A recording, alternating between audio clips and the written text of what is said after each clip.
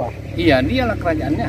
Dialah mendirikan Dili Tua nih. Dulu bukan Dili Tua namanya Pak, Dili Tua. Didirikannya Dili Tua.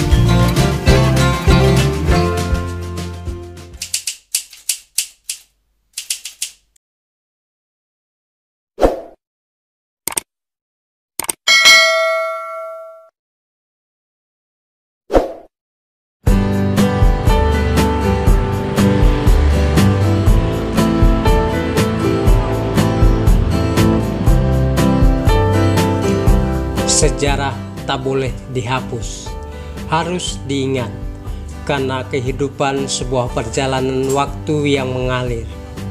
Kalau ada upaya menghapus sejarah, alam akan mengingatkannya, sampai kita ingat, seperti kita benar-benar ingat. Sebenarnya kita telah melupakan jati diri, kita lupa pada leluhur, durhaka pada leluhur. Adanya kita hari ini karena ada masa silam.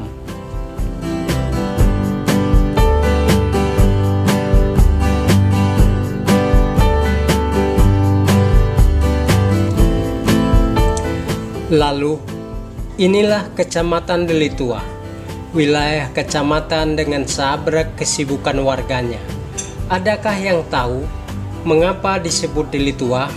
Siapa orang yang mempopulerkan Dili Tua? Bagaimana sejarah leluhur Dili Tua?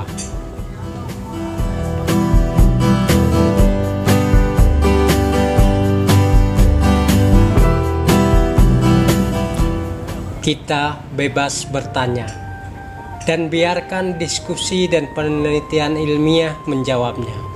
Sementara ini, paling tidak kita bisa menelurinya lewat peninggalan sejarah dan cerita-cerita yang masih ada. Di Dili Tua ada situs Benteng Putri Hijau, Pancur Gading, makam, dan cerita asal-muasal Dili Tua.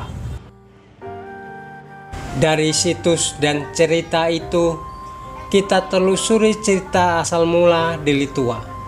Dari berbagai referensi, muncul nama tuanku Panglima Gocah Pahlawan.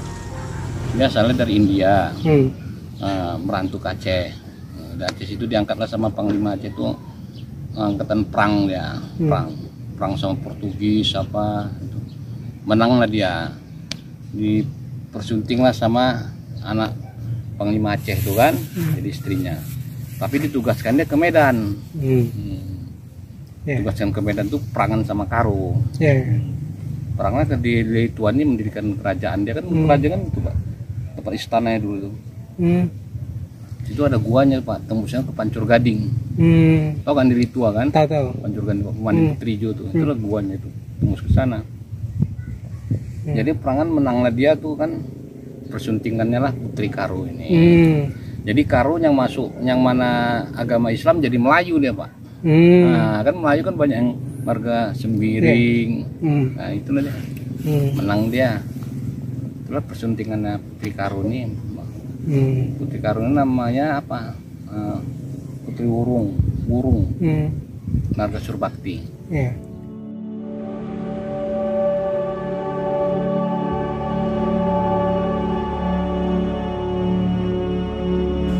Di manakah makam tuanku Panglima Gocah Pahlawan? Di sini, berjarak kira-kira 3 km sebelah timur Dili Tua, tepatnya di tengah-tengah perumahan Nabila, di Dusun 4, Desa Lantasan Lama, Kecamatan Patumba. Berada di sisa bukit. Sisa bukit? Ya, karena ini adalah sisa pengerukan tanah untuk keperluan proyek.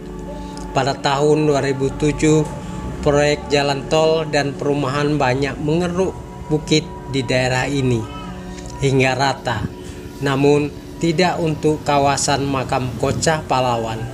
Pasalnya, ketika hendak dihabiskan, mesin bulldozer tiba-tiba langit gelap dan angin puting beliung menyerang. Puluhan rumah rata, puluhan kendaraan porak-poranda, bulldozer berhenti. Sejak saat itu, misi menghabiskan makam dihentikan.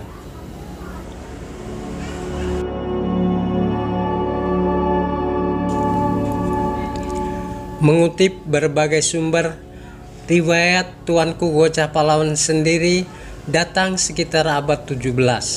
Kocah Pahlawan, pendatang yang diutus oleh Kesultanan dari Aceh Darussalam ke Tanah Delhi. Kocah Pahlawan sendiri adalah pendatang asal India. Berkat ketangkasan berperang melawan Portugis, ia diangkat panglima perang dan dinikahkan dengan putri raja di Kesultanan Aceh Darussalam. Maka datanglah Kocah Pahlawan ke kawasan Deli Tua dalam misi menaklukkan hati rakyat bekas kerajaan Naru dan mengusir penjajahan Portugis. Kocah Pahlawan menikahi putri salah seorang urung atau pemimpin suku Karo, Datuk Hitam Surbakti, bernama Nang Bulan Beru Subakti.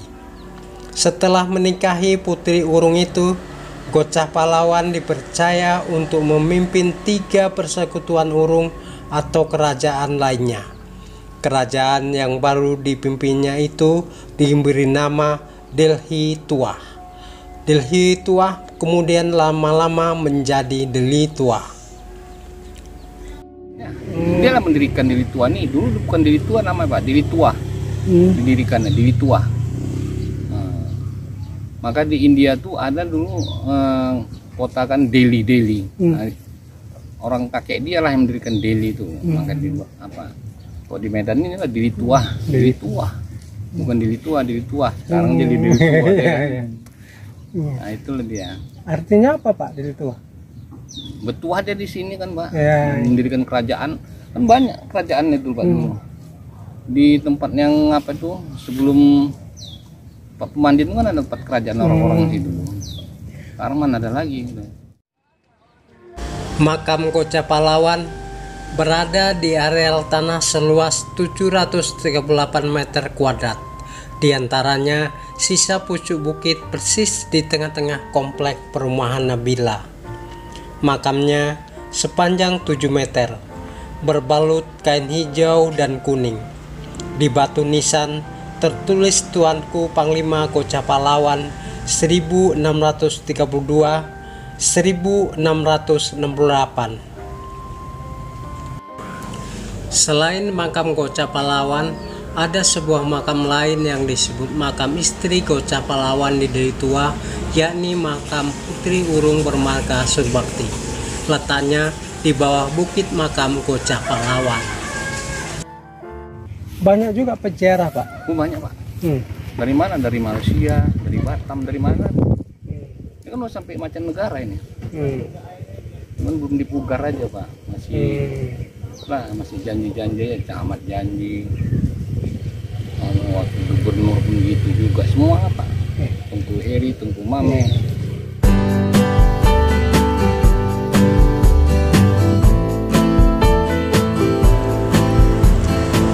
Sekarang kita sudah tahu pendiri Deli Tua.